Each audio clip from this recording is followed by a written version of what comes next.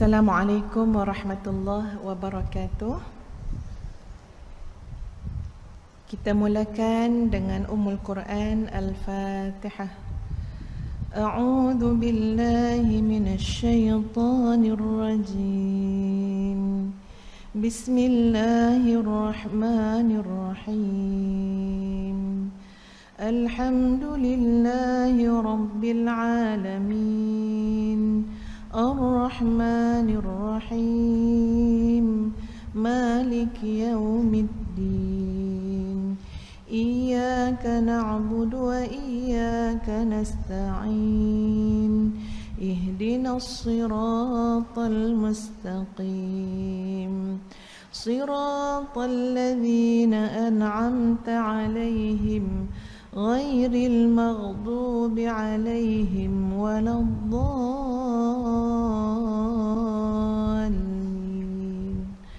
Amin. Bismillahirrahmanirrahim. Allahumma lakal hamdu hatta tarda wa lakal hamdu idza radita wa lakal hamdu ba'da ar-ridha.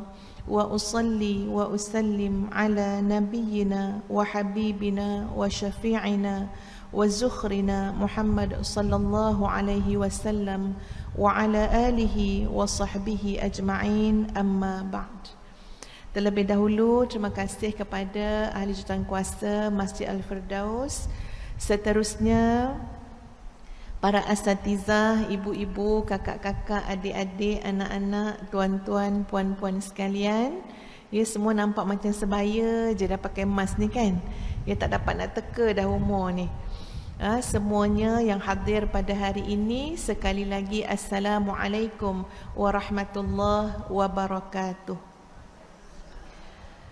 Alhamdulillah, segala puji dan syukur kita rafakkan kehadrat Allah Azza wa Jalla yang mengizinkan pertemuan kita pada pagi ini. Ya, ustazah keliru sikit sama ada kelas bermula jam 9 ataupun 9.30. Ya, handphone PA tu telah dipegang oleh anak anda ustazah yang sedang honeymoon. Jadi boleh bayanglah kelam kelibutnya macam mana, sehingga tanya dekat Ustaz malam tadi kat Masjid Al-Firdaus kan, tanya kat Ustaz, esok kuliah duha pukul berapa? Ustaz dengan confident cakap 9.30. Jadi jangan salah ustazah, salah ke Ustaz lah, ya. Jadi ustazah memang standby 9.30 sampai, ya. Jadi mohon maaf, kita manusia biasa, ada kekeliruan, ya, yang sempurna adalah Allah. Baik sahabat-sahabat, muslimin muslimat yang dikasihi sekalian, kuliah kita pagi ini adalah kuliah tadabbur. Ya, ustazah cuba sebenarnya dah berbincang dengan ahli jawatan kuasa. Kononnya dalam perancangan tu untuk datang sekali sebulan. Tapi masya-Allah, ya, yang berlakunya macam sekali setahun. Ya. Jadi ustazah tak nak ambil ayat ataupun surah yang panjang-panjang. Kerana komitmen tu mungkin tak cukup tinggi untuk sebulan sekali. Wallahu a'lam, kita cuba. Jadi ustazah lebih suka ambil surah yang pendek-pendek, supaya insya-Allah dalam satu kuliah kita dapat, ya, menghabiskan surah tersebut. Walaupun takkan sempurna, tapi sekurang-kurangnya dapatlah kita menghabiskan ayat demi ayat dalam surah tersebut. Jadi sahabat-sahabat semua, muslimin muslimat yang ustazah hormati, pada pagi ini surah yang menjadi pilihan, ya, untuk kita tadabbur adalah surah Al-Ikhlas. Ini betul-betul pendek ni kan, ya. Surah Al-Ikhlas. Namun insya-Allah dalam penghuraian kepada surah Al-Ikhlas ini, ustazah akan menyunting daripada nama-nama Allah yang terdapat dalam surah ini dan dihuraikan nama-nama tersebut insya-Allah. Ya, para muslimin muslimat yang dikasihi sekalian, surah Al-Ikhlas ini dari sudut keutamaannya ustazah percaya kita semua telah pun faham, kita semua telah pun tahu. Seperti mana yang disebut oleh baginda Nabi sallallahu alaihi wasallam, "Wallazi nafsi biyadihi innaha la ta'dilu thulutsal Qur'an demi zat yang jiwaku dalam kekuasaannya, sesungguhnya surah Al-Ikhlas itu setimpal dengan sepertiga Al-Quran. Demikian jawapan Nabi SAW ketika mana seseorang bertanya kepada Nabi tentang seseorang yang suka sangat baca surah Al-Ikhlas dalam solatnya. Dia pilih surah Al-Ikhlas, selalu dia pilih setelah dia membaca surah Al-Fatihah. Ya, kerana cintanya dia kepada surah Al-Ikhlas, kerana senangnya hati dia membaca surah Al-Ikhlas, senang, tenang, lapang ketika mana membaca surah Al-Ikhlas. Muslimin muslimat, sahabat-sahabat semua, ada satu hari tu ustazah masa tu sedang program Kembara Rohani di Bandung. Ya, Kembara Rohani di Bandung. Jadi kami ni menginap dekat sebuah menginap di hotel pesantren. Ya, pesantren tu ada penginapan, dia panggil MQ Guest House. MQ ni singkatan kepada Manajemen Qalbu Guest House, ya, di Darut Tauhid di Bandung. Jadi dalam setiap bilik tu ada televisyen. Okey, ustazah nak menunggu di antara waktu lepas program, lepas solat subuh dengan waktu kita nak pergi ke tempat lain, menunggu. Ustazah buka satu channel, tuan puan sekalian, iaitu channel keagamaan, ya. Dan ketika itu salah seorang daripada panel tu sedang menghuraikan tentang nama Allah, iaitu daripada Asmaul Husna, sedang menghuraikan tentang As-Samad. Ya. Jadi dengarlah huraian daripada ustaz yang berkenaan dalam televisyen tu tentang As-Samad. Masya-Allah tuan-tuan dan puan-puan sekalian, rasa terpesona sangat mendengar ketika mana beliau menceritakan tentang Allah dengan sifat ataupun nama As-Samad tadi. Ya. Lepas tu diulang-ulang, sebab As-Samad ni kita akan temui dalam surah Al-Ikhlas. Ataupun kita baca dulu, ya muslimat, kita baca surah Al-Ikhlas dulu. Kemudian ustazah cuba ulang-ulanglah baca surah Al-Ikhlas tu sebab nak sebut As-Samad tu. Betul, bila kita makin belajar mendalami makna Al-Ahadus Samad, sahabat-sahabat, tuan-puan sekalian, masya-Allah, ya, dari sudut perasaan, jiwa, emosi, spiritual, rasa semakin lapang. Ya, rasa semakin tawakal kepada Allah, rasa semakin tenang. Ya, lepas tu balik ke Malaysia, memang ustazah terus lanjutkan dengan melihat dan merujuk dalam kitab-kitab tafsir yang ada untuk melihat kembali, ya, kepada maksud ataupun tafsiran surah Al-Ikhlas, dan juga melihat kembali kepada, ya, penghuraian sifat yang kita sebut tadi, Al-Ahadus Samad.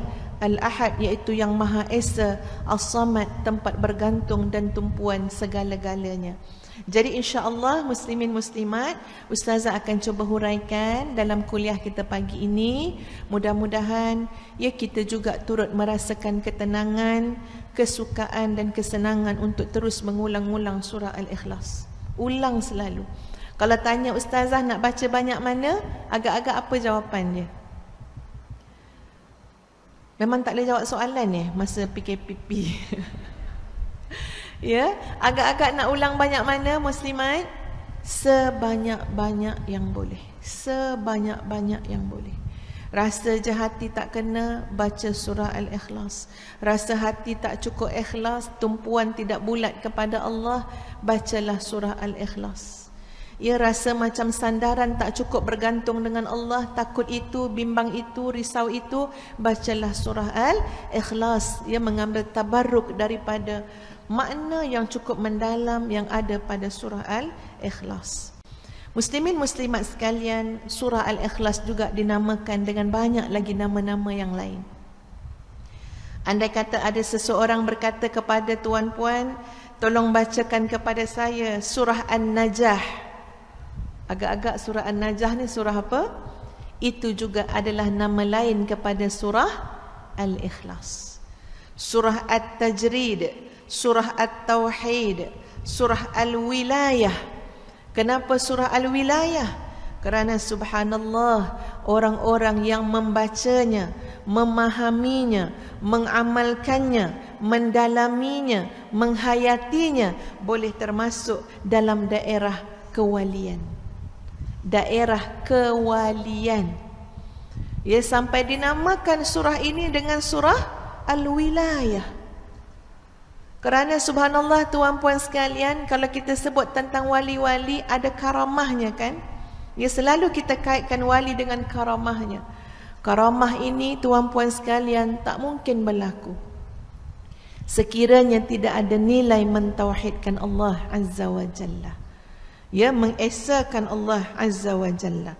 Dan surah ini juga dinamakan, dikenali juga dengan nama surah Al-Ma'rifah dan surah Al-Asas, kerana ia mencakupi kepada perkara-perkara pokok dalam agama.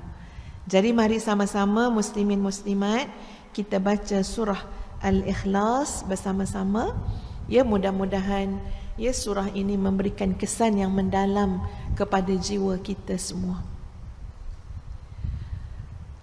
Ustazah bacakan satu ayat, tuan-puan ikut, satu ayat tuan-puan ikut. Boleh ya? Insya-Allah. A'udzu billahi minasy syaithanir rajim.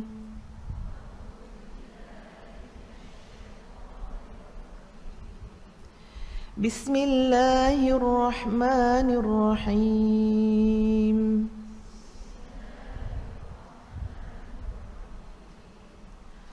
Qul huwallahu ahad. Allahus samad. Lam yalid wa lam yulad.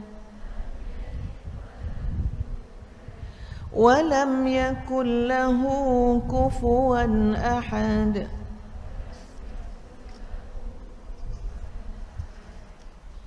Sadaqallahul azim. Itu dia surah Al-Ikhlas yang terdiri daripada 4 ayat. Tuan-puan sekalian, ada beberapa surah yang menggambarkan tentang pedih, sedih, luka hati Nabi SAW. Nabi pernah sedih yang amat-amat.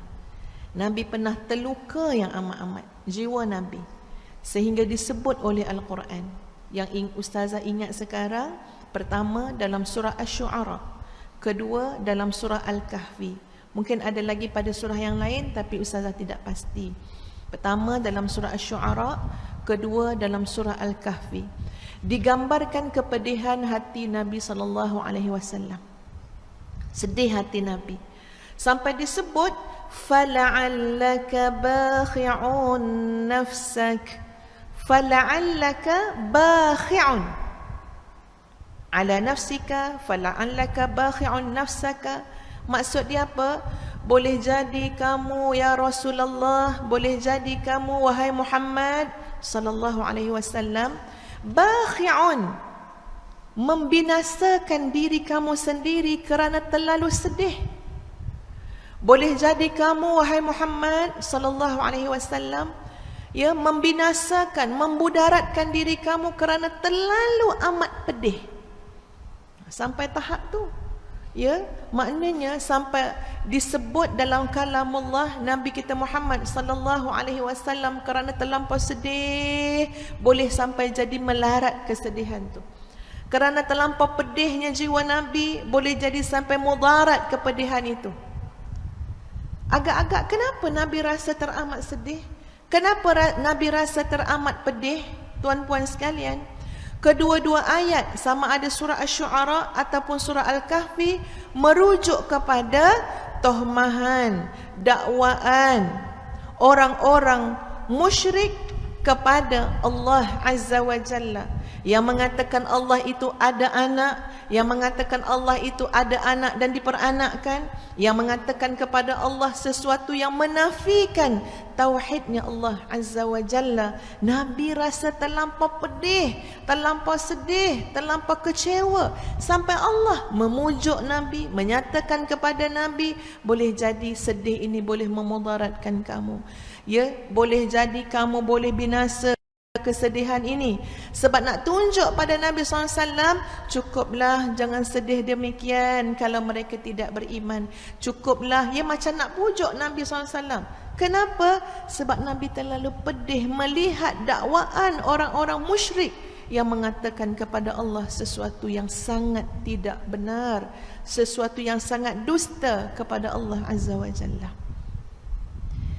Allahu Akbar. Muslimin muslimat sekalian, kalau ustazah nak tanya pada tuan-puan, ya, puan-puan pernah rasa sedih tak?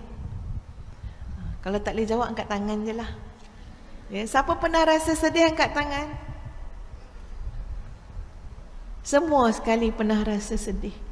Allahu Akbar. Yang bertanya ni pun tuan-puan pernah rasa sedih, rasa kecewa, rasa pedih, rasa terluka.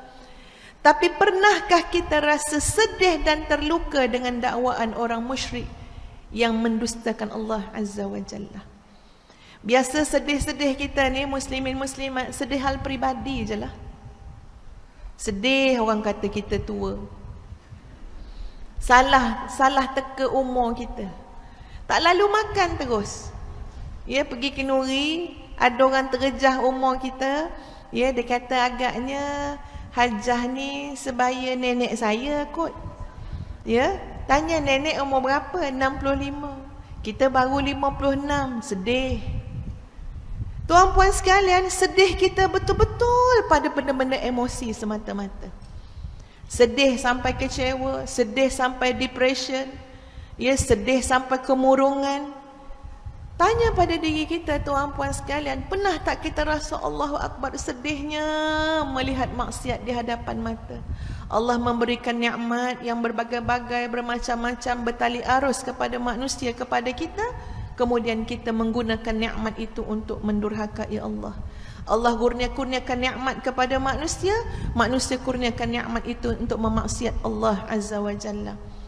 Kalau itu yang menjadi kesedihan kita, insya-Allah kesedihan itu akan menggerakkan kita untuk apa? Berdakwah, amar ma'ruf, nahi mungkar. Dan ini berlaku kepada Nabi kita Muhammad sallallahu alaihi wasallam. Terlalu pedih dan terluka mendengar tohmahan orang-orang kafir musyrik yang mengatakan macam-macam kepada Allah Azza wa Jalla. Sebab itu tuan-puan sekalian, Allah terlalu senang dengan ayat, dengan doa, dengan zikir, dengan lafaz yang kita sebut daripada lisan kita ataupun daripada hati kita yang menafikan segala bentuk syirik kepada Allah Azza wa Jalla, dan seterusnya kita mentauhidkan Allah. Allah terlalu senang dengan ayat-ayat yang seperti ini. Contoh yang pernah disebut dalam Al-Quran, dalam surah Al-Isra, ayat ujung sekali. Ya. Okey, saya rujuk Quran sekejap. Dalam surah Al-Isra, tuan-puan sekalian, ayat yang penghabisan sekali, iaitu ayat yang ke-100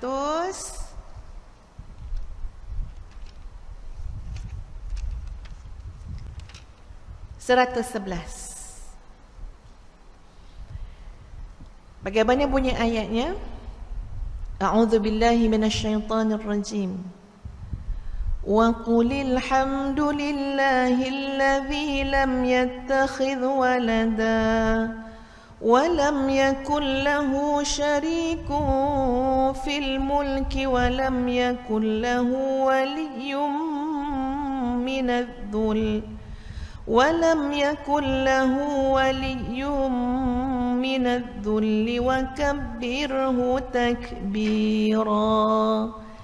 Ini ayat ni, ini adalah ayat yang mengandungi maksud yang masya-Allah tuan-puan sekalian, maknanya menafikan segala bentuk dakwaan yang diberikan oleh kafir musyrik kepada Allah Azza wa Jalla. Nafi semua. Lam yattakhidh walada wa lam yakul lahu syarikun fil mulki wa lam yakul lahu waliyyun minadh-dhulli wa kabbirhu takbira. Termasuk surah Al-Ikhlas. Qul huwallahu ahad, Allahus samad, lam yalid wa lam yulad wa lam yakul lahu kufuwan ahad. Biar kita yang baca ni tuan-puan terasa apa? Ya Allah, pasti Allah menyenangi ketika mana aku membaca ayat-ayat ini. Pasti Allah suka dan redha sangat bila aku baca ayat ini. Sebab di sebalik itu dakwaan kaum musyrik yang mendustakan Allah itu adalah satu bentuk kemurkaan yang amat sangat daripada Allah Azza wa Jalla terhadap dakwaan tersebut. Jadi kita ni kontra, ya, kita tak cakap macam tu, kita tak dakwa macam tu kerana kita beriman kepada Allah, alhamdulillah. Jadi kita menyebut sesuatu yang Allah sangat senang mendengarnya, sesuatu yang Allah sangat suka. Apa dia? Mentauhidkan Allah. Termasuklah surah Al-Isra ayat 111 yang saya baca tadi, dan terlebih khususnya kepada surah Al-Ikhlas. Muslimin muslimat, pernah satu ketika Nabi kita Muhammad sallallahu alaihi wasallam, ya, tapi Ustaz nyatakan ini hadis dhaif. Ya, pernah Nabi kita Muhammad sallallahu alaihi wasallam bertanya kepada sahabat, ya, sebab sahabat tu macam tanya dulu kepada Nabi, Nabi nak ke mana?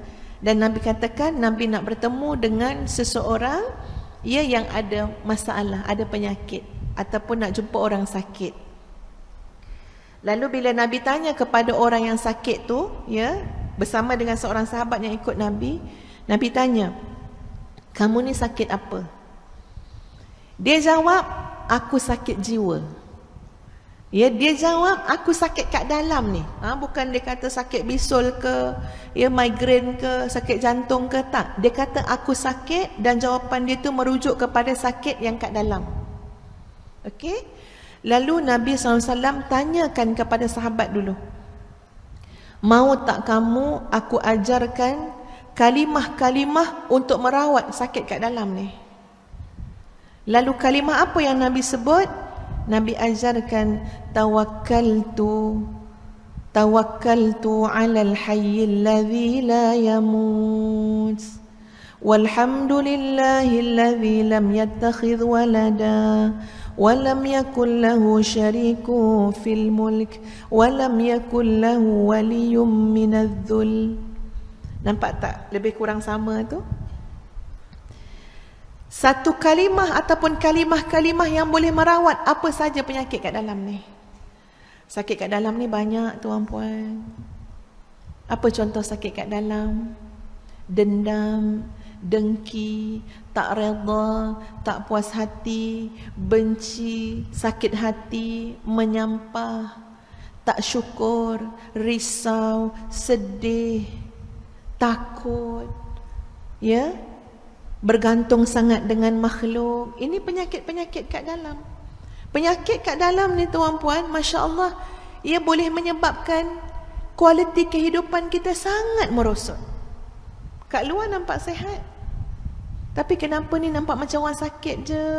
Kenapa ni nampak murung je? Yang sakit kat mana? Kat dalam. Kita tak puas hati dengan ketentuan Allah. Kita sakit hati dengan apa yang berlaku kepada kita. Kita sedih amat dengan perkara yang telah berlaku yang kita tak dapat. Kita takut sangat dengan masa depan, takut tu tak cukup, ni tak ada. Penyakit-penyakit itu telah Nabi sebutkan. Kalau menurut hadis tadi, Nabi ajarkan kalimah tawakkaltu. Ubat dia apa? Tawakal. Tawakal kepada siapa? Bergantung dengan siapa? Alal hayyil ladzi la yamut, pada zat yang maha hidup tidak mati-mati. Bergantung penuh pada zat yang hidup dan tak timbul cerita mati ni. Ya, alal hayyil ladzi la yamut.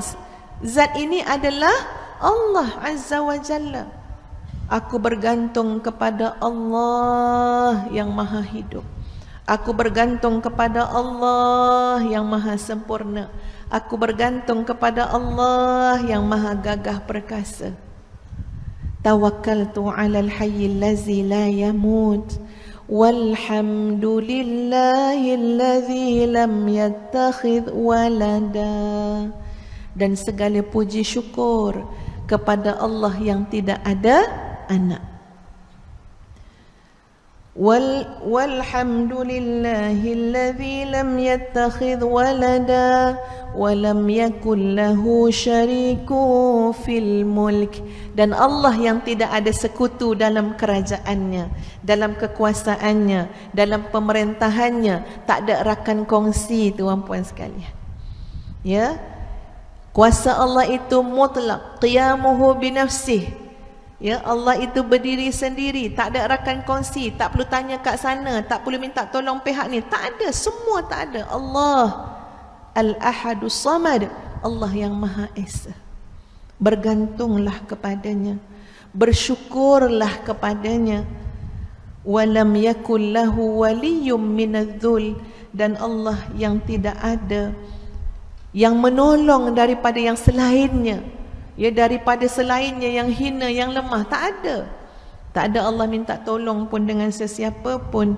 Wa kabbirhu takbira, dan besarkanlah Allah dengan sebesar-besar ataupun dengan yang selayaknya. Jadi muslimin muslimat, bila kita bercakap tentang surah Al-Ikhlas, ya, tentang ayat-ayat tadi, maknanya apa? Inilah kunci dan jalan kebahagiaan dan kesejahteraan kita. Sebab itu kalau misalnya katalah tuan-puan dah tak tahu dah nak baca apa ya ustazah, nak baca doa apa ya, nak tenangkan hati, nak lapangkan hati, maka jawapan ustazah, kembalilah menghayati surah Al-Ikhlas. Kembalilah menghayati surah Al-Ikhlas. Qul, katakanlah wahai Muhammad, huwallahu ahad, Allah yang Maha Esa. Allahus Samad, Allah itu adalah ilah yang bergantung kepadanya segala urusan. Jadi bila kita sebut tentang surah Al-Ikhlas, sebenarnya kita sedang bercakap tentang kesejahteraan hidup kita, kebahagiaan hidup kita. Kita sedang design tuan-puan hidup yang baik dan mati yang baik ada pada penghayatan surah Al-Ikhlas. Ustazah ingin mengulas tentang sifat Allah ataupun ya nama Allah, iaitu Al-Ahad, yang ada pada ayat yang pertama, Qul huwallahu ahad. Sebelum tu Ustazah hurai dulu, ini perkongsian Ustazah ya, tentang nama Allah, lafzul jalalah Allah. Cerita dia macam ni tuan-puan. Suami Ustazah, Dr. Azhar, yang cerita kat Ustazah bukan Ustazah dengar terus, tidak. Okey, masa tu belajar dekat Jordan, kami belajar, belum kahwin lagi. Ini cerita Ustaz masa dia masih belum kahwin. Ustaz masa tu berkawan, bersahabat, berguru dengan anak Syekh Said Hawa, namanya Muaz kalau tak silap Ustazah ya. Jadi belajar dengan Muaz, selalu nak berguru dengan Muaz. Dan Syekh Muaz ni pun bila belajar dengan dia, dia sudah datang kat kebun dia lah ya. Maknanya bukan belajar tu belajar macam ni ya. Dia sambil-sambil dia pergi bawa kat kebun limau ke kebun anggur ke apa, sambil-sambil itulah belajar. Jadi satu ketika tu tuan-puan sekalian, Ustaz cakap dengan Syekh ni, Ustaz kata, saya ni nak sangat belajar tasawuf. Dia nak sangat belajar tasawuf, nak belajar ilmu tazkiyatun nafsi. Dan masa tu pun memang Ustaz belajar, dia menghuraikan tentang kitab Al-Muzakkirat fi Manazilis Siddiqin war-Rabbaniyin ya. Dia lebih kepada sebenarnya perbincangan tentang kitab hikam, tapi diulas oleh Said Hawa ya. Syekh Said Hawa, kitab dia Al-Muzakkirat fi Manazilis Siddiqin war-Rabbaniyin. Jadi kata Syekh ni, oh kalau kamu nak belajar tasawuf, ada satu Syekh dekat masjid dekat satu bukit dekat Amman, Jordan. Ustaz tak ingat nama Syekh tu tuan-puan sekalian, nak sebut pun bimbang silap ya.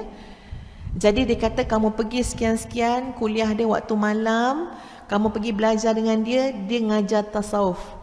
Dia ngajar ilmu-ilmu tazkiyatun nafsi, akhlak dan sebagainya. Jadi ustaz pergi. Pergi-pergi tu tuan-puan, habis kuliah syekh tu, ustaz pun ikut macam ikut nak balik rumah lah, rumah dia kat situ kan, ikut nak balik rumah. Konon nak jadi anak murid special lah. Nak ikut lah, nak face to face kan. Tengok bukan ustaz seorang ikut, ramai ngikut balik ke rumah. Jadi tak dapatlah yang personal tu. Tapi ustaz cuba konon nak menarik perhatian syekh tu lah, ya, keberadaan seorang pelajar Malaysia ni. Jadi ustaz cuba. Akhirnya dia perasan, dia pun tanya, kamu nama siapa? Ustaz cakap, aku nama sekian-sekian, aku nak belajar. Dia kata, kenapa kau ikut sampai sini? Aku nak belajar ilmu tasawuf, aku nak belajar, ya, ma'rifatullah. Dia kata boleh, dia cakap. Nanti datang lagi. So ustaz datang lagi hari lain. Datang tu dia kata baca surah Al-Fatihah. Aku nak dengar kau baca surah Al-Fatihah. Ustaz pun baca surah Al-Fatihah. Lepas baca, khalas. Wallahu a'lam bissawab. Habis kelas. Jadi tak rasa macam tak masuk lagi kuliah tasawuf kan, ya? Hanya nak dengar baca surah Al-Fatihah. Benda tu berulang. Kali ketiga, tak tahulah berapa kali tuan-puan, asyik suruh baca surah Al-Fatihah aja. Jadi ustaz baliklah kepada Syekh Muaz ni, kata, macam mana ni aku ni belajar baca surah Al-Fatihah aja, ya, tak ada belajar tasawuf. Kata Syekh ni, itulah cara belajar tasawuf. Jangan gopoh-gapah kan, ya, kita ni tak sabar. Kalau boleh hari pertama tu je nak 4 jam kan, nak betulkan niat dan sebagainya. Okeylah, ustaz pun sabarlah belajar. Jadi Syekh ni ada sebut tentang kalimah Allah, lafzul jalalah Allah. Yang ni muslimat kena dengar betul-betul lah, tuan-puan, dengar betul-betul, ya. Dia kata nak menggambarkan betapa hebatnya lafzul jalalah Allah itu.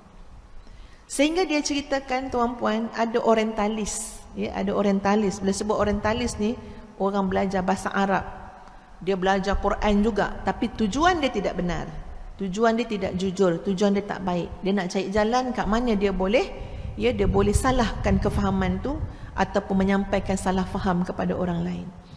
Jadi dia belajar, orang tu belajar orientalis. Lalu dia cuba seawal kalimah Allah tu, dia cuba untuk apa? Untuk lemahkan seawal kalimah Allah, ya, dia cuba untuk lemahkan. Alif, lam, lam, ha. Dia kata, apa jadi kalau kamu buang huruf alif tu? Hatta sampai macam tu orientalis nak melemahkan, buang alif tu. Ya, dia tak suka tengok ni alif, lam, lam, ha, buang alif. Dia tanya kepada seorang alim, ya, orang orientalis ni, maka bila buang alif, tuan-puan sekalian, ada tak dalam Quran lam, lam, ha? Ada tak dalam Quran? Ada. Dibaca dengan perkataan yang bagaimana, lafaz yang bagaimana? Lillahi mulkus samawati wal ard. Ada, alifnya tak ada. Ada lam, lam, ha. Dibaca apa? Lillahi. Balik juga kepada Allah. Lillahi, bagi Allah. Ini orientalis, dia cuba nak melemahkan perkataan itu, lafaz itu, buang alif. Boleh baca juga lillahi. Tak puas hati lagi ni, buang alif, buang lam. Kalau buang alif, buang lam, jadi apa? Lahu ma fis samawati wa ma fil ard. Ada juga dalam Quran. Lahu. Ha tu kembali kepada siapa? Allah. Lahu. Dia geram juga. Buang lagi lam yang kedua. Jadi hu sahaja. Ada tak hu dalam Al-Quran? Ada. Ya? Hu Allah. Akan kembali kepada hu. Maknanya kembali juga kepada Allah. Sampailah orientalis tu tanya, okey, kalau ha tu pun buang, jadi apa? Jawab orang alim tadi, kalau ha tu pun buang, engkau pun tak ada untuk bertanya soalan ni. Ya? Jadi ini macam satu ini bukan hujah yang asas ya tuan-puan, tapi nak bagi tahu macam mana orang alim ya berhujah secara menggunakan kekuatan mantik tadi dengan orang orientalis, ya nak menggambarkan masya-Allah hebat yang teramat-amat pada lafzul jalalah, iaitu Allah. Ya, betapa nikmatnya kita boleh sebut Allah, betapa hebatnya kita boleh kenal Allah. Ya, ya Allah, kalau kita sakit tuan-puan, kalau kita susah, bahkan kalau dah berada di atas pelantar kematian, kalimah apa yang paling kita nak sebut? Yang kita nak sebut adalah kalimah Allah. Allah, Allah. Ya, jadi mungkin kita patut educate diri kita, ya, anak-anak kita, supaya tolong banyak sebut nama Allah dalam semua keadaan. Ini berlaku dalam kehidupan kita seharian ya tuan-puan. Kadang-kadang kita sendiri, kadang-kadang anak kita, kita perasan tidak mengagung-agungkan kalimah itu, tidak mengulang-ulang menyebut kalimah Allah. Kalau dia gembira, dia sebut perkataan lain, ya. Kalau dia terkejut, dia sebut perkataan lain. Betul tak? Kadang-kadang anak-anak kita bergurau dengan adik-adik dia kan, ya. Kalau dia nak kata apa-apa dengan adik dia, dia sebut perkataan lain, dia tak sebut perkataan Allah. Dia tak sebut Masya Allah, dia tak sebut Subhanallah, dia tak sebut Insya Allah, ya. Tapi dia sebut yang lain, ya. Bijaklah kau ni, dia kata. Ya, dia sebut macam-macam lah, pocot lah, apalah itulah. Jadi kita sebagai ibu perasan, Masya Allah, ni macam ada sesuatu yang tak baik ni dalam pendidikan kita ni. Kenapa? Anak-anak kita sama ada ketika terkejut, ketika gembira, ketika sedih, ketika bahagia dapat nikmat, mereka daripada segi lafaz, lisan, tidak menunjukkan ingatan langsung terus kepada Allah Azza wa Jalla. Itu kena dibaiki. Mungkin datang daripada kelemahan kita sebagai ibu bapa. Sebab anak kita nampak kita tak macam tu. Kalau kita seronok, kita gambarkan seronok kita dengan macam-macam bentuk gambaran, tapi tidak menyebut Alhamdulillah, tidak menyebut Masya Allah, tidak menyebut La hawla wa la quwata illa billah. Anak kita tengok, anak kita dengar. Hari ni anak-anak kita, sama ada kita suka atau tak suka, baik kita cakap apa dia, anak kita jadi cermin kepada kita. Kita mungkin boleh nafikan, ya tak adalah ustazah, saya bagus didik anak. Tapi tak apa, ya. Tak aib pun untuk kita ngaku, tak apalah, kita ngaku dululah, ya. Dengan sebab kita ngaku tu, kita boleh memperbaiki diri. Kita tengok anak-anak kita adalah cerminan kita tuan-puan. Dalam gembira mereka, kemana ingatan mereka? Dalam sedih dan duka mereka, kemana approach dan pendekatan mereka? Kalau tidak kembali kepada Allah, maknanya penghayatan inna lillah wa raji'un dalam keluarga kita adalah lemah. Lemah. Muslimin muslimat sekalian. Ya, jadi dapat menyebut kalimah Allah itu adalah satu nikmat yang sangat besar. Ya, kadang-kadang sakit lutut ni, nak bangun daripada tempat duduk ni kerana ni macam-macam berlaku ni. Ya, bukan senang ni, dah duduk elok je, orang Kelantan kata juruh duduk sejai, duduk bersela. Nak buka balik selaan tu, silap-silap kena minta tolong dengan orang. Ya, kena picit, kebas, semut-semut, ular-ular semua ada. Apa yang kita nak sebut ketika itu?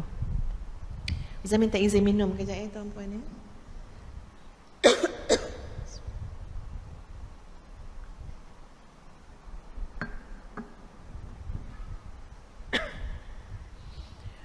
Ustazah memang ada sedikit masalah dengan suara, ya, alhamdulillah. Ustazah dah operation dah, sebulan lebih dah operation, sebab nak membaiki banyak benda dekat esophagus, dekat perut, yang dia menyebabkan acid reflux yang teruk, dia panggil GERD ke apa benda. Jadi lepas operation, doktor kata sabar ustazah. Dia cakap, Zah kata macam sama je macam dulu. Doktor kata sabar. Ya, dia ambil masa sampai 3 hingga 6 bulan untuk betul-betul pulih. Kalau ikutkan doktor tu, nasihatnya senang je, jangan bercakap. Ya, tak tahulah ya. Tapi Ustaz kata doktor boleh bagi nasihat yang lain, tapi nasihat jangan bercakap tu macam susahlah sikit ya. Tapi tak apalah, insya-Allah ya, mungkin semakin baik. Ustazah pun bawa lah segala macam lah perkakas ni kan. Air kena ada ya. Cakap setengah jam, nanti perlu tenaga sebab suara tu dah tak secara semula jadilah, dia kena di nak keluarkan tu kena tenaga. So alhamdulillah ada air. Dan insya-Allah ustazah juga minta doa daripada sahabat-sahabat semua ya. Insya-Allah dengan doa tuan-puan memudahkan proses kesembuhan tu insya-Allah. Ya. Kurang lebih dalam dunia dakwah ni dah 23 tahun. Jadi ialah mungkin terjejas juga peti suara apa semua wallahu alam, tapi tak apa, masya-Allahu kana wa ma lam yasha lam yakun ya. Apa saja yang Allah kata jadi, jadilah. Kalau Allah kata tak jadi, tak jadi. Dan ini kehendak Allah, kita bertawakal dan bersandar kepada Allah. Baik. Kita nak tengok pada nama Allah Al-Ahad. Allah yang Maha Esa. Ada ayat-ayat lain dalam Al-Quran yang ustazah harap tuan-puan boleh catat ayat-ayat tersebut. Sebab kita nak pemahaman kita terhadap bila sebut Allah, Qul huwallahu ahad, biar sampai ke lubuk hati yang paling dalam. Bukan baca-baca saja muslimin muslimat. Baca yang sampai. Qul huwallahu ahad. Ustaz nak cerita dengan tuan-puan. Ustazah buat tahfiz kan ya, mengasaskan tahfiz dengan izin Allah dengan suami. Ustazah macam-macam penyakit datang ya. Penyakit risau, bimbang, takut. Muslimin muslimat takut tak jaga anak orang? Jaga anak orang lebih takut daripada jaga anak sendiri tuan-puan. Ustazah nampak anak-anak yang datang mendaftar sampai menyorok seorang-seorang belakang tiang, bermunajat dengan Allah, ya Allah ini anak-anak yang kau hantar untuk aku jaga. Takut, amanah. Ya, kalau anak sendiri tuan-puan tak adalah takut macam tu. Tapi bila anak orang, ya Allah, bila kata tak ada air kat sekolah, anak Ustaz tak ada air, Ustaz biar je. Ya, pandai-pandailah cari air kan. Ada air sikit-sikit, tak adalah beria-ria sangat. Anak orang tak ada air tuan-puan, kat sekolah tak ada air, telefon sana, telefon sini, tanya okey tak, dapat tak anak-anak tu mandi. Ustazah sampai diserang penyakit namanya apa? Penyakit risau yang amat sangat, risau. Takut, bimbang. Sebab kita terlibat dengan amanah, tanggungjawab. Tapi subhanallah tuan-puan, ketika manusia puas mencari, wahai Allah, kau baikilah penyakit dalam diri aku ni risau sangat, bimbang sangat. Jadi bila risau, yang jadi tempat tumpah risau tu ustaz lah. Ya, asyik tanya itu tanya ini, kesian juga ke ustaz ya. Anak-anak nak SPM, anak ustazah nak SPM, tak adalah ustazah takut sangat tuan-puan. Ya, biasa je. Tak ada takut sangat.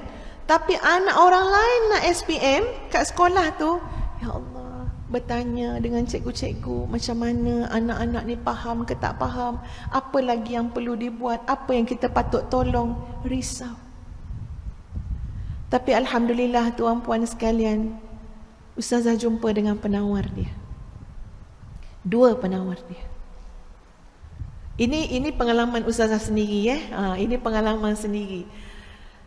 Betul-betul merawat tuan-puan.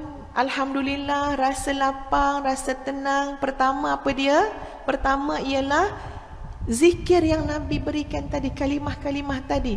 Tawakkaltu 'alal hayyil ladzi la yamut walhamdulillahilladzi lam yattakhidh walada, sehingga akhir. Tawakal. Bila sebut tawakal tu, kita sebut bagi sampai terbenam dalam hati. Datang risau, datang macam-macam, tawakal tu sebut bagi terbenam dalam hati. Aku serah hidup aku pada Engkau ya Allah. Aku bergantung pada Engkau ya Allah. Engkau yang maha hidup. Kau tak pernah lalai, kau tak pernah terlupa, kau tak ada kekurangan dan kelemahan pun.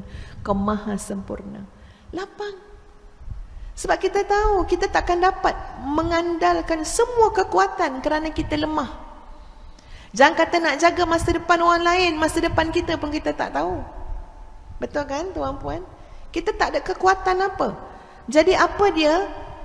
Penawar kepada penyakit risau, penyakit bimbang, susah hati, gelisah adalah tawakal. Tawakal pada Allah. Dan bila kita nak menyempurnakan tawakal, nak mengukuhkan tawakal, mesti mengenal Allah dengan lebih baik, lebih baik, lebih baik. Nak mengenal Allah dengan Asma'ullahil Husna, mengenal Allah dengan merujuk kepada Al-Quran, mengenal Allah dengan melihat apa yang dibincangkan, disampaikan oleh Nabi SAW, nanti makin kukuh tawakal kita kepada Allah. Itu satu. Yang kedua, surah Al-Ikhlas. Ustazah kalau pergi je tuan-puan ke tahfiz, nampak je sampai dekat satu selekoh tu, ya. Sebab tahu dah bila pergi ni banyaklah benda yang kita akan dengar. Ya, banyaklah benda yang kita akan nampak. Maknanya kalau pergi tu mula-mula kosong je, tak ada masalah apa-apa, nanti kalau sampai ni banyaklah masalah kita akan jumpa. Ya, mata kita akan tengok kebersihan tahfiz tu. Telinga kita akan nak dengar apa laporan daripada warden terutamanya. Mata kita dan hati kita akan melihat anak-anak tahfiz dari segi adab dia, akhlak dia. Makna kata apa? Kalau pergi tu maknanya apa? Bertambahlah kerja kita, bertambahlah masalah kita. Ustazah, nak ubat tuan-puan supaya hati ni lapang, hati ni tenang, penawarnya surah Al-Ikhlas.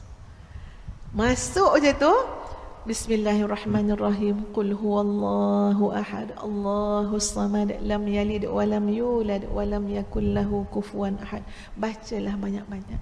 Sampai kadang-kadang Ustaz rasa macam, ya Allah, surah Al-Ikhlas ni lah bumbungnya, surah Al-Ikhlas ni lah tiangnya, surah Al-Ikhlas ni lah, ya, segala-galanya lah tuan-puan.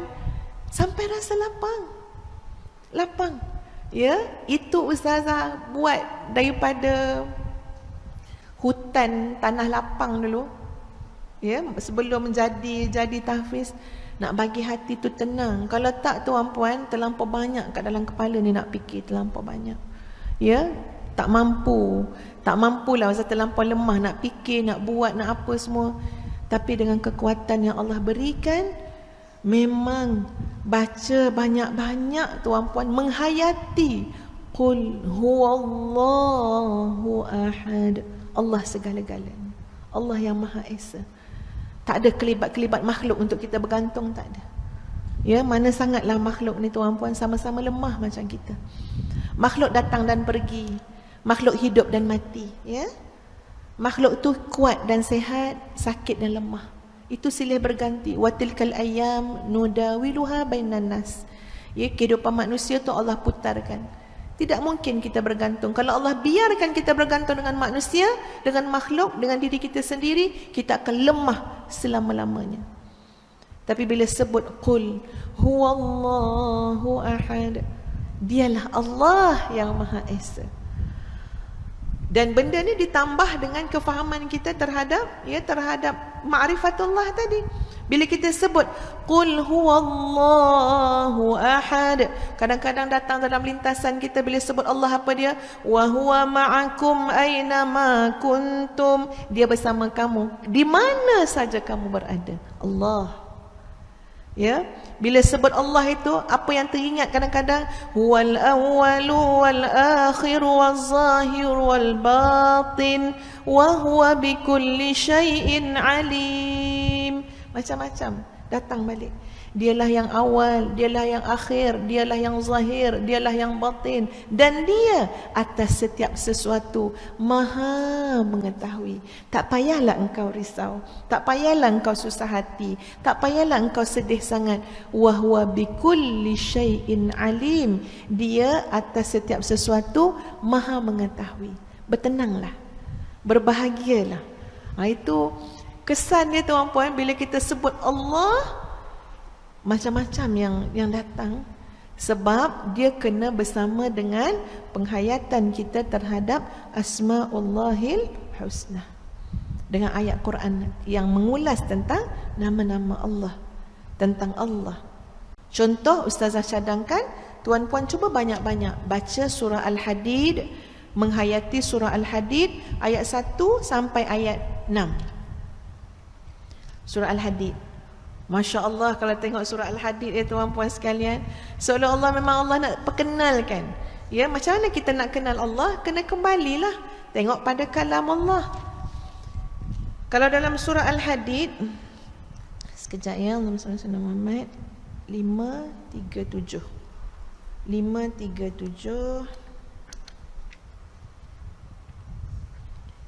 Dia macam ni tuan-puan. Katalah kita kata, oh saya nak kenal Allah lah ustazah, bantu saya ustazah kenal Allah. Cuba tengok surah Al-Hadid bagaimana Allah menjawab. Daripada ayat pertama, Sabbaha lillahi ma fis samawati wal ardh wa huwal azizul hakim. Kita nak kenal Allah. Allah tu bagaimana? Allah tu siapa? Allah adalah zat yang seluruh yang di langit dan di bumi memuji Allah. Huwallah, itulah Allah yang dipuji oleh seluruh yang ada di langit dan di bumi. Apa sangatlah kita beria-ria membodek tuan-puan, ya, mengorbankan diri, sanggup berkorban apa saja untuk BFF kita, best friend forever.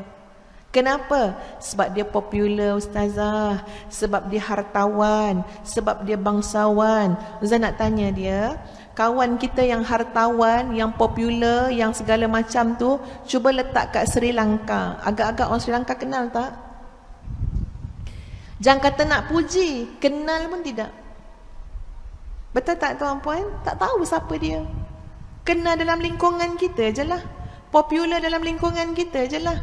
Letak kat Zimbabwe, ada korang kenal, ada korang kisah. Ini logik je tuan-puan, untuk kita berfikir nak kata apa. Siapa sangatlah kita ni? Siapa sangatlah manusia ni?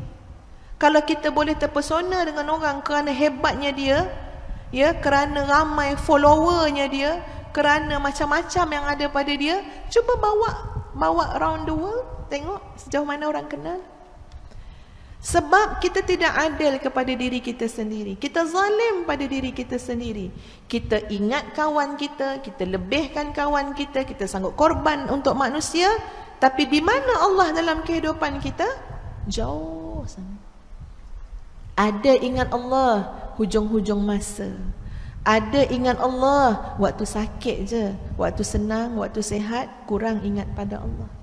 Sedangkan tengok Allah sebut apa dalam surah Al-Hadid, Sabbaha lillahi ma fis samawati wal ard. Semua yang ada di langit dan di bumi memuji Allah. Tumpuannya adalah Allah. Allah tumpuan segala-galanya. Kamu tak kenal ke Allah?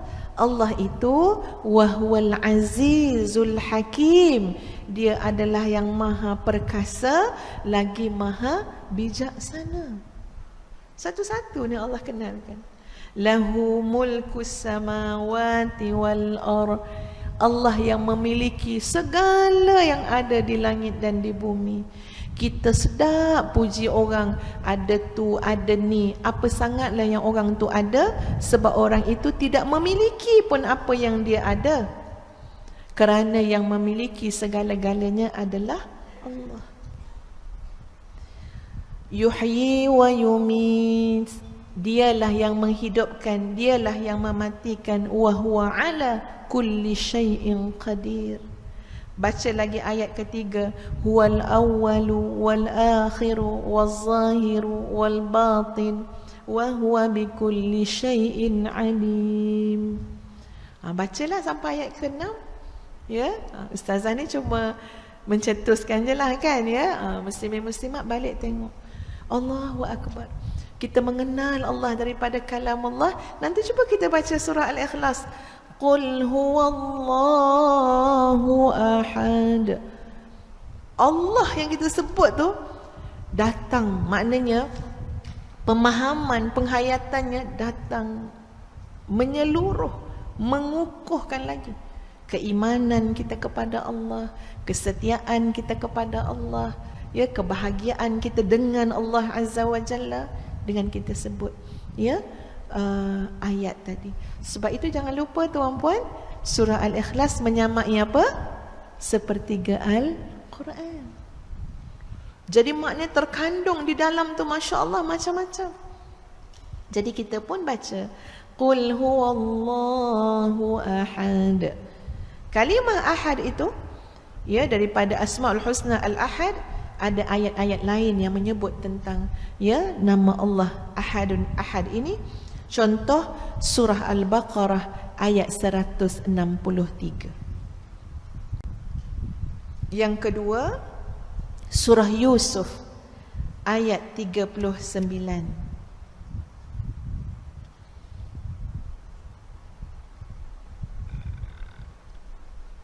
Yang ketiga, surah Sad ayat 65. Banyak muslimin-muslimat salin balik jadi kerja rumah. Yang keberapa dah? Yang keempat, surah Ar-Ra'du ayat 16. Surah Ar-Ra'du ayat 16. Yang kelima, surah As-Saffat ayat 4 hingga 5.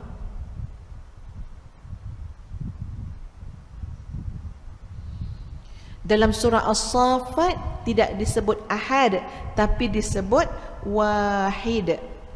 Okey, ya. Dan banyak lagi lah ayat-ayat lain, ya. Cuma ustazah kongsikan 5 tu dulu jadi kerja rumah kepada kita semua. Ustazah akan bacakan yang pertama, surah Al-Baqarah ayat 163. A'udzubillahi minasyaitonirrajim. Wa ilahukum ilahun wahid, la ilaha illa huwar rahmanur rahim. Al-Baqarah 163. Yusuf 39. A'arbabun mutafarriquna khairun amillahul wahidul qahhar. Surah Sad 65. Wa ma min ilahin illallahul wahidul qahhar. Jadi, ya, ini datang dalam maknanya dengan lafaz ataupun kalimah wahid, ya. Yang ahad ada pada surah Al-Ikhlas. Maksud dia, dan ilah kamu, Tuhan kamu adalah Tuhan yang Maha Esa. Tidak ada ilah melainkan Dia. Dia yang Maha Pemurah lagi Maha Penyayang. Kalau dalam surah As-Sad, maksud dia, dan sekali-kali tidak ada ilah selain Allah yang Maha Esa dan yang Maha mengalahkan. Jadi bila kita faham Allah yang Maha Esa dan Qahhar, yang Maha mengalahkan, tak ada yang lebih kuasa daripada Allah. Tak ada yang ada kuasa pun bila berbanding, ya, bila Allah menewaskan, Allah melumpuhkan. Jadi bila kita baca surah Al-Ikhlas, Qul huwallahu ahad, pemahaman tu akan lebih mantap. Ya, kita ingat bila sebut ahad tadi apa dia? Allah yang Maha Esa, yang Maha mengalahkan, yang Maha kuat, yang Maha gagah, aziz, hakim. Ya, semua tu akan kita akan ingat, memantapkan lagi, ya, pemahaman kita terhadap Qul huwallahu ahad. Kedua nama tadi iaitu Al-Ahadul Wahid menunjukkan akan keesaan Allah dan ketunggalannya, bahawa dialah yang bersendirian ataupun esa dengan sifat-sifat yang maha mulia dan maha terpuji, yang tunggal dengan sifat-sifat keagungan, kebesaran dan keindahan. Dia Maha Esa dalam zatnya, tidak ada tandingan baginya. Maha Esa dalam sifat-sifatnya, tidak ada yang serupa dengannya. Maha Esa dalam perbuatan-perbuatannya, tidak ada sekutu baginya. Reflect daripada itu, kesan daripada keimanan kita kepada Allah yang Maha Esa. Apa dia?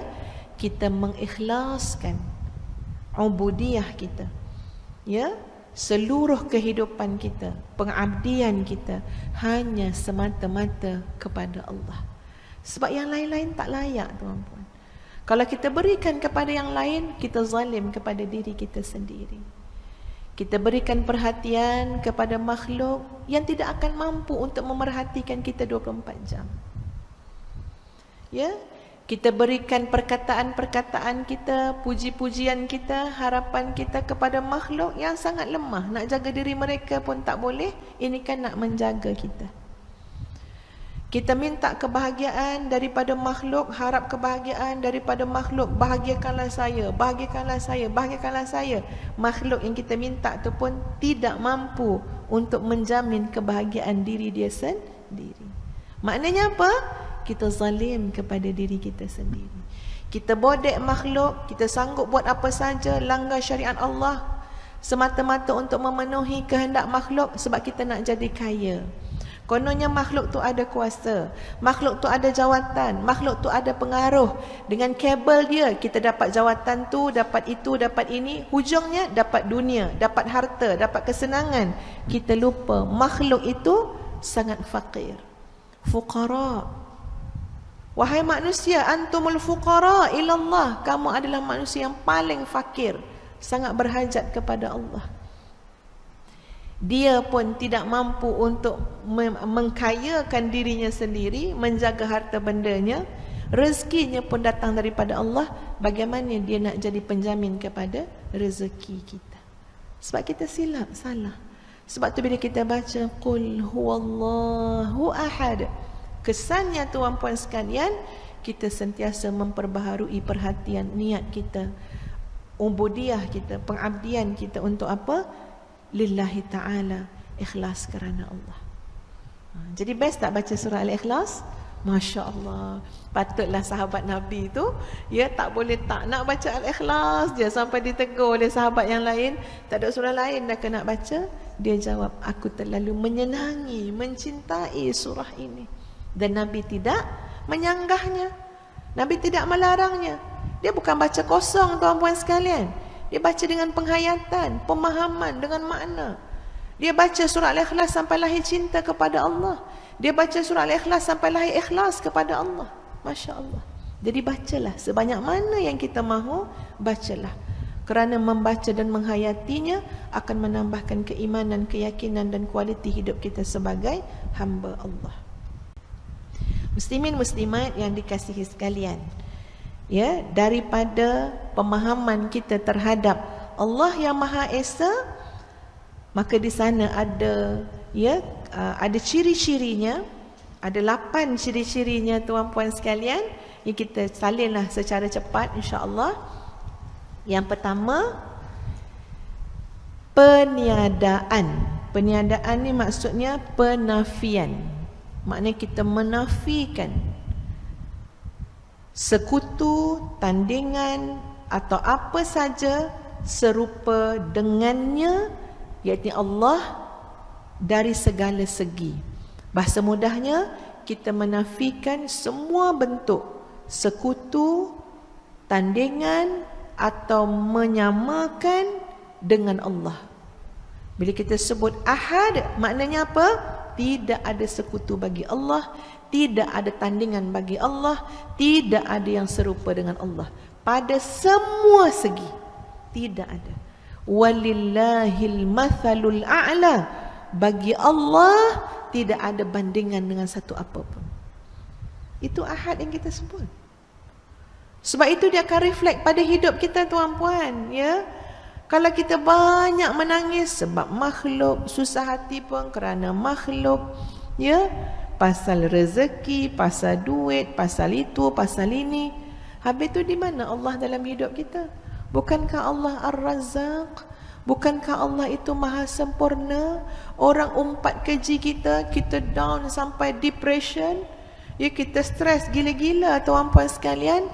Kita lupakah bahawa Allah Al-Mu'izz, Allah Al-Muzil, Allah yang maha memuliakan, Allah yang maha menghinakan. Semua itu dalam kekuasaan Allah. Tapi kita baru dapat satu kawan kita cerita. Ada satu grup tu kan kak, lumat akak diumpatnya. Baru satu grup. Kita tanya berapa orang dalam grup tu? 4 orang. 4 orang umpat kita dalam satu grup. Kita boleh stres sebulan tuan-puan. Kita usaha nak cari siapa dia. Ya, kita nak defend diri kita. Macam-macam lah cara. Ya, kita terus masalah jiwa adalah tuan-puan, bertenang sekejap. Bukan manusia menaikkan kita dan bukan manusia menjatuhkan kita. Turun naik kita dalam hidup ni bukan kat tangan orang. Turun naik kita dalam hidup ni di tangan Allah Azza wa Jalla. Dialah yang maha memuliakan, dialah yang maha menghinakan. Satu saat Saidina Umar Al-Khattab kufur kepada Allah. Satu saat dulu dalam kehidupan Umar Al-Khattab. Tapi Allah nak muliakan Saidina Umar Al-Khattab dan muliakan Islam dengan Saidina Umar Al-Khattab. Allah bagi hidayah. Allah yang maha memuliakan, Allah yang maha menghinakan. Ya. Semalam tuan-puan, ustazah beli satu barang dengan kawan, ya. Bukan beli baiki jam, kan. Jadi dia tulislah, ya, bila kita bayar tu dia tulis tarikh, kan. Tulis tarikh. Semalam tarikh 9 hari bulan 9, kan, ya. Kata orang tu, oh ini bagus ni 9 hari bulan 9. Dia kata ini ada ong tarikh tu 9/9. Kawan saya ni tanyalah lagi, oh kalau macam tu saya pun kena beli barang ya hari ni. Kawan saya tanya, you kena belilah. Semua barang you beli hari ni 9 hari bulan 9 itu selama-lamanya, kata orang tu. Kata orang yang jual tu lah, ya. Dia punya kepercayaan lah. Dia kata 9/9 ni tarikh bagus. Saya tanya dia, habis tu kalau kahwin 9 hari bulan 9 macam mana? Kalau kahwin 9 hari bulan 9, dia kata yang tarikh 9 ni itu kahwin selama-lamanya, tak ada cerai. Ustazah pun cakap kat kawan tu, janganlah percaya cakap dia ni khurafat ni, ya. Ini boleh menjejaskan akidah ni, percaya ni, ya.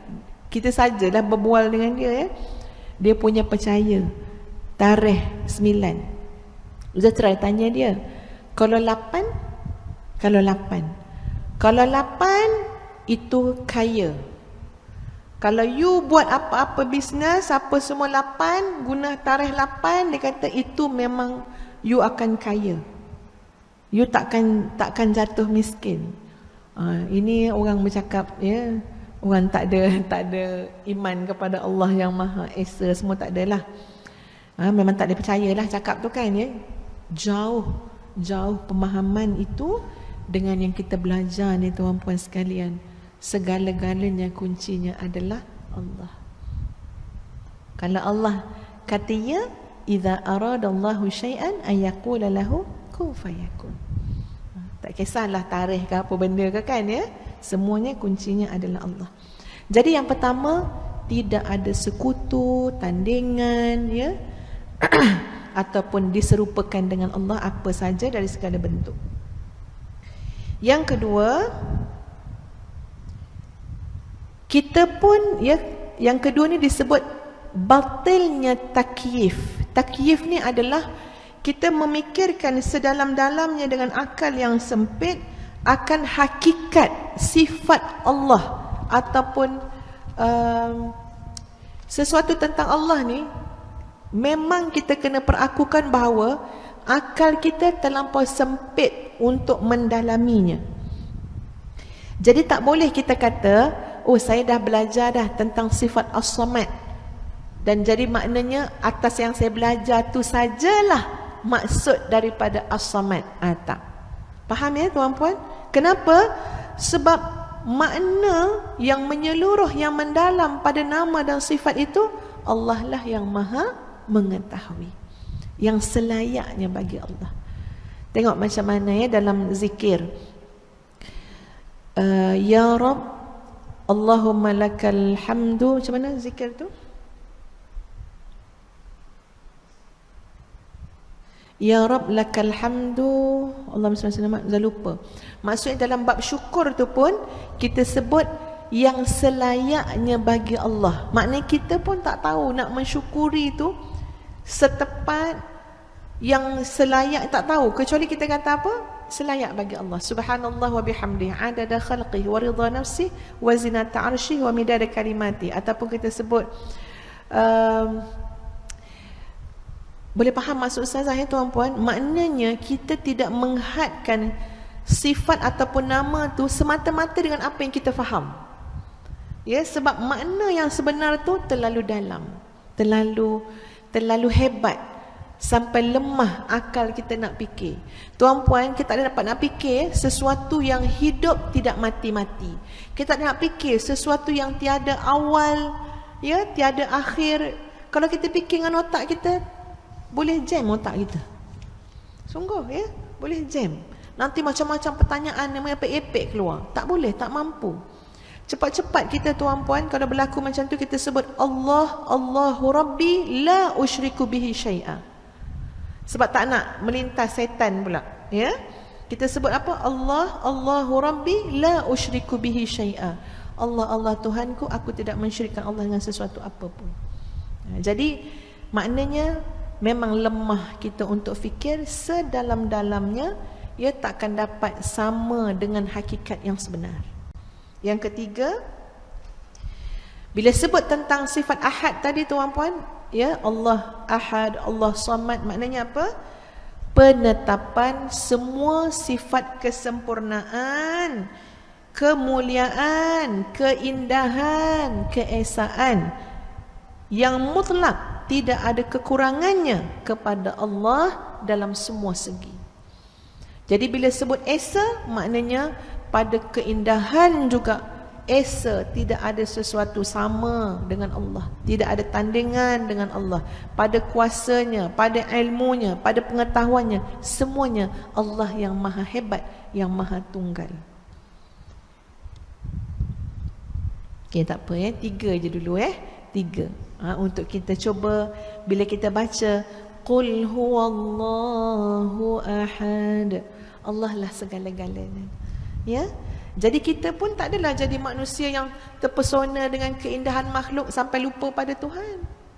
Ya, terpesona dengan kekayaan makhluk sampai tak ingat Tuhan, bahawa Allah yang maha memberi rezeki, Allah yang maha kaya.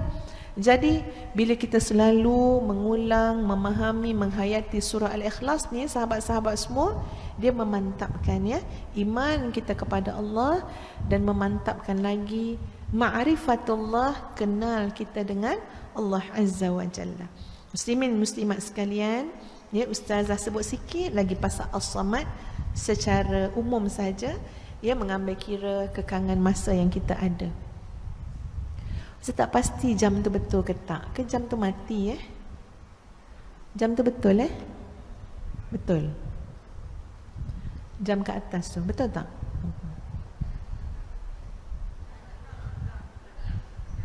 Oh, jam ni okey. Kita sampai Zuhur Asal.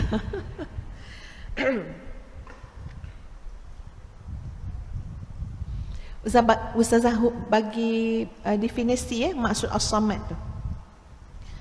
As-Samad adalah Allah yang maha agung, yang maha sempurna dalam ilmu, hikmah, kelembutan, kekuasaan, kemuliaan dan keagungannya serta semua sifatnya. Dengar je dulu ya, tuan-puan jangan tulis, dengar dulu. Dia, yakni Allah, adalah yang maha luas dan maha agung, yang selalu dibutuhkan, diperlukan oleh semua makhluk dalam segala urusan. Allah As-Samad adalah tempat tumpuan segala makhluk untuk segala urusan, hingga menjadi tempat tumpuan kebergantungan seluruh makhluk, sama ada untuk mendatangkan manfaat ataupun untuk mengelakkan mudarat. As-Samad. Okey, contoh macam ni tuan-puan. Ini analogi yang ustazah nak bawa untuk kita cuba memahami. Kita pergi ke Mekah, Baitullahil Haram. Macam-macam manusia yang hadir dengan segala macam bangsa, bahasa, warna kulit, kenegaraan masing-masing yang pelbagai, datang berbondong-bondong min fajjin amik, daripada segenap penjuru dunia. Datang Masjidil Haram, pergi dekat Kaabah, ya, Baitullahil Haram. Muslimat nampak tak? Ya, ini kita yang pergi haji, pergi umrah, nampak tak kemana pandangan mata mereka, kemana telinga mereka, kemana harapan, perhatian, niat jiwa mereka? Nampak tak ramai-ramai itu? Seolah-olah hanya pada yang satu, kan? Kepada siapa? Allah As-Samad. Allah yang jadi tumpuan segala keperluan dan kebutuhan seluruh makhluk dalam semua urusan. Tuan-puan tak kenal pun siapa kat sebelah tu. Mungkin dia orang negro, mungkin dia orang putih. Ya, bahasa dia kalau dia bercakap kita tak faham. Tapi ada satu yang kita faham. Apa dia? Dia sedang menyeru nama Allah. Ya Allah, ya Allah, kan? Dia panggil Allah, Allah. Dia sedang zikir, dia sedang memanggil. Ya, sedang dihimpunkan semuanya. Labbaik Allahumma labbaik. Ada satu panggilan saja yang semua orang sedang terarah. Betul tak tuan-puan? Lafaz talbiyah itu siapa yang panggil? Semua ni, bangsa lain, bahasa lain, ya, warna kulit lain, negara lain. Siapa yang panggil ni? Allah. Jemputan daripada siapa? Allah. Min fajjin amik, daripada segenap penjuru. Berbondong-bondong. Allah, Allah, Allah. Ada orang kisah siapa kat sebelah dia? Orang besar ke? Orang kaya ke? Orang hebat ke? Artis ke? Apa ke? Tak. Ya, semuanya sedang memanggil nama Allah, menyeru nama Allah, mengadu dengan Allah, merayu pada Allah, minta ampun pada Allah. Semuanya sedang merengek nak dekat dengan Allah, nak Allah terima dia hidup dan matinya. Subhanallah. Jadi bila baca tuan-puan Allahu Samad, rasa macam kita ni bersama dengan alam jagat raya ni tuan. Tak rasa seorang-seorang. Kita rasa, ya Allah, aku bersama dengan alam, dengan makhluk yang seluruhnya memusatkan tumpuan, perhatian, niat, pujian, ibadah hanya kepada Allah. Sedap baca Allahu Samad ni. Jadi ada refleks yang berlaku pada diri kita. Rasa nak bagi penampar kat muka ni, apa dia? Kamu ni, ya, buat sesuatu kerana orang lah. Kamu ni minta tolongan orang je, tapi tak bersandar dengan Allah. Sedangkan Allah As-Samad, semua orang minta dengan Allah. Tumpuan segala-galanya. Ya, benih tu nak hidup, Allah yang hidupkan. Hujan nak turun, Allah yang turunkan. Kapal terbang tu nak lalu, Allah juga. Ya, subhanalladzi sakhkhara lana haza wa ma kunna lahu muqrinin. Jadi bila kita baca Allahus Samad, tak tahu nak gambar ya tuan-puan, rasa seluruh keperluan kita sandarkan, kita serahkan pada Allah, dan Allah menyempurnakan semua urusan itu dengan takdir, dengan ilmu, dengan kesempurnaan Allah Azza wa Jalla. Lapang rasa hati. Sebab tu, ya, ulang lagi sekali betapa indah, betapa lazatnya mengulang-ulang surah Al-Ikhlas. Terlampau sedap tuan-puan. Ya, kurangkanlah bercakap yang lara-lara, yang lalai-lalai.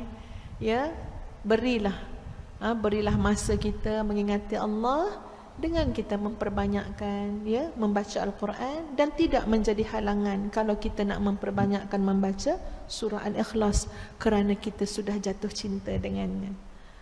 Ya, qul huwallahu ahad, Allahus Samad, lam yalid wa lam yulad wa lam yakul lahu kufuwan ahad, dua ayat, ayat ketiga keempat tadi, kita menafikan ya bahawa Allah tidak ada anak dan tidak diperanakkan dan tak ada sekutu dengan apapun, kita sedang menyatakan, menyebut lafaz yang sangat disenangi oleh Allah, sebab Allah paling benci dan murka dengan dakwaan yang mengatakan Allah ada anak. Dakwaan yang menyengutukan Allah. Allah benci, murka sangat. Sampai Nabi tadi yang saya kata pada awal apa dia? Sampai Nabi sangat pedih mendengar dakwaan yang batil, bukan pada manusia, dakwaan itu pada Allah. Jadi sangat Nabi tak suka dengar ya. Nah, jadi bila kita sebut lam yalid wa lam yulad wa lam yakul lahu kufuwan ahad, mudah-mudahan Allah redha dengan kita, Allah cinta dengan kita, Allah suka dengan kita, Allah senang dengan kita. Jadi subhanallah, muslimin muslimat sekalian, ya, Ustazah harap jadi amalan kita ya selalu dengan surah Al-Ikhlas yang sangat mudah, nak baca 4 ayat je. Tapi mungkin kalau dulu-dulu kita hanya baca hanya kerana mengambil sempena ringkas je kan ya. Baca sebab ringkas. Jadi kalau baca semata-mata kerana ringkas ni mungkin kuranglah bagus kan ya. Sebab itulah ada sahabat yang kata asyik baca surah Al-Ikhlas je lepas Fatihah kan ya. Tapi bila baca kerana pemahaman, penghayatan, ya, kerana kedalaman, kerana kehebatan maksud yang ada pada surah Al-Ikhlas, maka perbanyakkanlah, tak jadi halangan pun. Ya, lepas baca Fatihah, Al-Ikhlas, baca Fatihah, Al-Ikhlas kan. Terutama kalau kita solat sunat kan, sendirian, bacalah. Sebab Masya Allah tuan-puan, sangat melapangkan jiwa. Boleh membetulkan balik tu, insya-Allah ya, dengan kita memahami, menghayati tu, meluruskan balik kita punya fokus perhatian. Kadang-kadang fokus kita ni lari-lari ya, dalam hidup ni dia lari-lari, tergelincir banyak. Nak elokkan balik, insya-Allah ya, belajar memahami, menghayati surah Al-Ikhlas, minta kepada Allah, ya Allah, mudah-mudahan dengan barakah surah Al-Ikhlas ni, ya Allah, Kau kurniakanlah aku sifat ikhlas. Ya, benar-benar mentauhidkan Allah Azza wa Jalla dalam kehidupan kita. Wallahu a'lam, muslimin muslimat sekalian, ya, kita berhenti setakat ini. InsyaAllah pada kuliah yang lain, ya, kita cuba sambung lagi. Ada beberapa, yang tadi baru bagi 3 kan, ya, ada 8 kalau ikutkan dalam catatan ni. InsyaAllah kita akan sambung daripada masa ke semasa dengan izin Allah. Terima kasih kepada semua. Sama-sama kita beristighfar kepada Allah Azza wa Jalla. Astaghfirullahalazim, astaghfirullahalazim, astaghfirullahalazim. Ustazah nak bacakan satu daripada Sahih Bukhari ya. La ahada asbaru ala adha sami'ahu min Allah, innahum yaj'aluna lahu walada wa huwa yarzuquhum wa yu'afihim. Allah ni sifatnya as-sabur, yang maha sabar. Andai kata depan ustazah ni ada yang rasa macam dah tak nak sabar dah ustazah ya, dah hilang dah kesabaran, dengar sikit ya. Allah ni maha penyabar.